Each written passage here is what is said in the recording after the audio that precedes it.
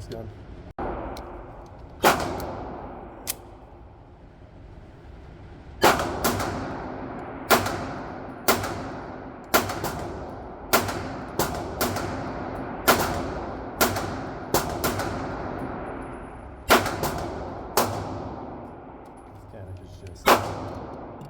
Dead on.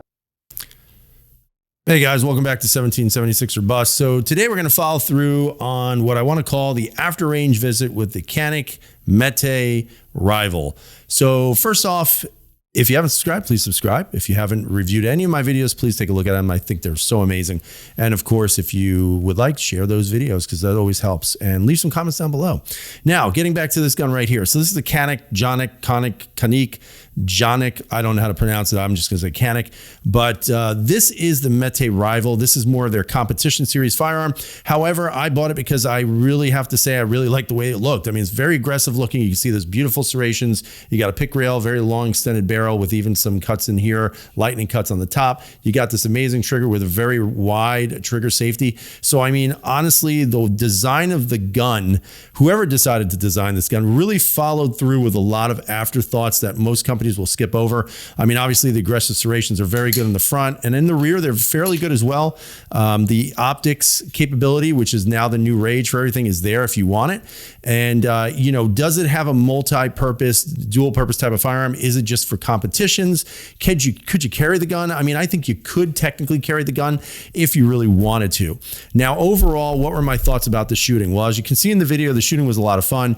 There were a lot of, you know, times where I was saying, God, this gun is such a nice gun to shoot, and it shoots really quickly, amazingly quick, because you're just going to burn through ammo. I mean, by the time the day was over, I ran through almost 500 rounds and didn't even blink an eye doing so because this gun just carried the day. It was extremely fun. The ergonomics on the gun are very good. The texturing on the grip, while some people may question about it, have questions about it in regards to how grippy is it, I have to say I never once felt that my hands were losing any traction on the grips. I sweat a little bit when I shoot, but I have to say that in this particular model, everything just seemed to work really nicely. I mean, the way your hands kind of plant on there, the support hand has plenty of room. You've got your little thumb pad here if you know you need that. But again, not anything about this gun, in my opinion, was a negative. While I would always say that there is no perfect firearm out there, I would say this is pretty darn close. As a matter of fact, I give it like a 9.5 out of 10 just because of all the things it offers you. Optic capability, long slide, aggressive serrations, amazing trigger, good grip texturing. It comes with all these accessories like magwells, aluminum base plates, you name it. So after about 500 rounds, I do want to show you what this trigger looks like. Now, one of the things I noticed is that when I pull this trigger, there's a little bit of it's hard to describe what it is, but it's almost like there's this rubbing sensation. And that would be the only thing I would say. Now, I did not feel that when I shot the gun, but after shooting the gun, I definitely felt it. Now, could that be some built up carbon, maybe by the trigger bar? It's a possibility. I have not cut this gun down, have not cleaned it at this point, so that could be it. However, when you look at the trigger, it's still super clean. It's pulling really nice, really soft, and again, really amazingly soft and nice, smooth trigger. The only issue I have at this point is going to be the way that trigger feels right now. If you could hear that, you can almost hear, it's like a little bit of a I don't know, like a rubbing sensation. And you can kind of feel that when you're pulling the trigger. So like I said, I'll clean it. I'll make sure it's all, you know, nice and cleaned and oiled. And then hopefully that'll go away. If not, you know, that'll be something I can always revisit at a later time. I mean, overall, the gun works. It works well. It has great potential for people who are going to use it for competitive shooting. And I think it also has great potential as a possible carry gun if you're going to carry a really large full-size gun. There's not much else to complain about the gun. I mean, there are some people who won't buy it because it says Canik on there. Honestly, guys, you know, I just think it's a very well-versed firearm. I think the Canik Rival has done something on the market that other firearms and manufacturers aren't doing. It's offering a very good package at an affordable price that really has everything you want. Great trigger, great ergonomics, aesthetic beauty, that's for sure. This is a very pretty looking gun, and really at a minimal cost comparatively speaking to, let's say, you know, the new Smith & Wesson with that that long slide on it. That's the aluminum one.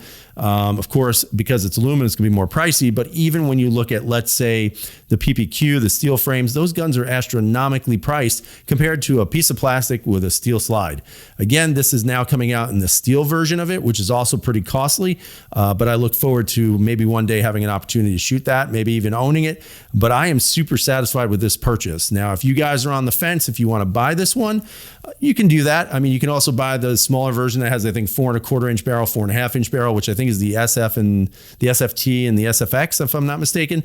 But keep in mind, Canik also offers the Mete in the Mete SF, which is basically the compact version of these guns. It doesn't have all the fancy serrations on the slide and everything, but it is basically the Glock 19. Now, don't confuse it with the Canik Elite, which is basically the same gun, but when you have the Mete SF, it changes the frame and the texturing a little bit to make it more, I guess you could say, comfortable for most shooters.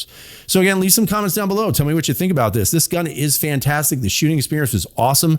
And like I said, I give it about a 9.5 out of 10. The only reason why it doesn't get a 10 is because I've got to see what's going on with that. If that's just, you know, built up something in there, but I'll take the gun down and make sure that it's working and functional the way it's supposed to be. So again, leave comments down below. Tell me what you think about the Mete Rival or any Mete series that you guys have had experiences with, because I want to know if you think these guns are worth the money and worth somebody to go out and buy. So I hope you have a great night. Stay safe. And as always, everyone, freedom is never free.